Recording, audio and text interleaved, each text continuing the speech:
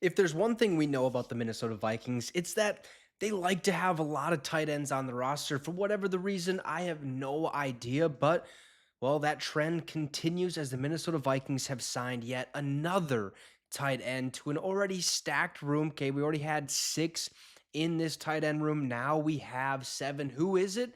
Well, let's get right to it. Before we do, make sure to subscribe to the channel. So, for the second time this week, the Vikings have added to their tight ends room. Minnesota on Thursday announced the signing of veteran Robert Tonyan. The addition provides 85 games of experience and 24 starts. It also gives Tonyan a sweep of spending time as a member of each NFC North team. The Illinois native originally entered the NFL as an undrafted free agent with the Detroit in 2017, but ultimately, he was released during final cuts before that season.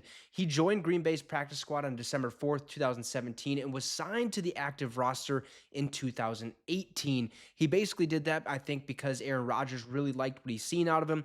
And, well, Rodgers was actually, or Tonyan was one of Rodgers' favorite targets for at least a short amount of time. Now, Tonyan teamed with new Vikings running back Aaron Jones to the 2022 season with, I believe, the Green Bay Packers is what they're talking about before he ended up going to the Bears. Now, to make room for Robert Tonyan on the 90-man roster, the Vikings did waive undrafted rookie free agent linebacker Donovan Manuel. I believe he was one of the guys that I thought probably did or wasn't going to have a chance to make the roster, or at least probably wasn't going to make the roster. There was a chance, but ultimately he ended up getting waived to add Robert Tonyan. Now, Tonyan has caught 137 passes for 1,437 yards and 17 touchdowns in just 68 games, which is 18 starts for Green Bay. Okay, that's what he did with Green Bay before joining the Bears in 2023. His 11 touchdown catches in 2020 tied for fifth among all NFL players. Now, last season, he caught 11 passes for 112 yards on 17 targets by Bears quarterbacks. That's basically because, look, Cole Kmet stayed healthy the entire season for the Chicago Bears.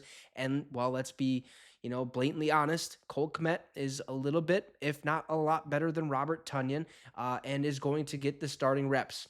Plain and simple. He also signed that massive contract, so Tonyan really didn't see the field that much.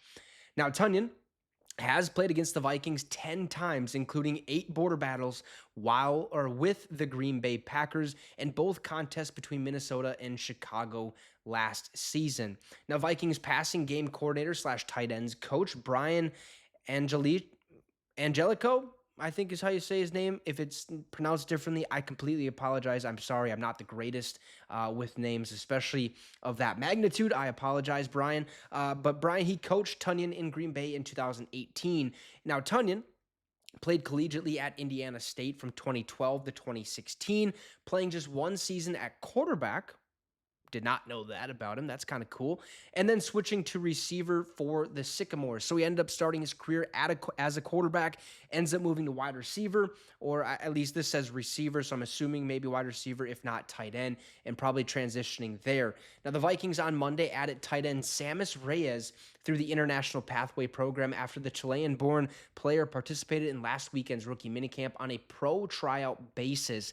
Now, if you don't know what the International Pathway Program is, it's basically a program for international players who are playing football overseas or in different countries that want a chance to maybe play in the NFL.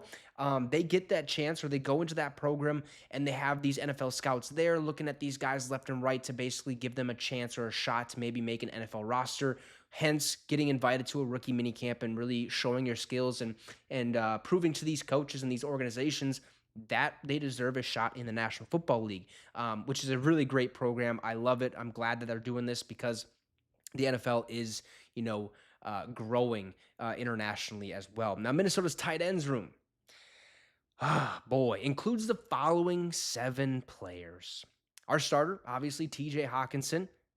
Doug, hopefully he recovered from his injury nicely this offseason. Josh Oliver, who's a fantastic pass blocker, run blocker, whatever you need him to do. He is a force out there. Also, Johnny Munt, who we've seen quite a bit of over the past couple seasons and stuff like that. Nick Muse, Trey Knox, Sammis Reyes, I hope is how you say his first name.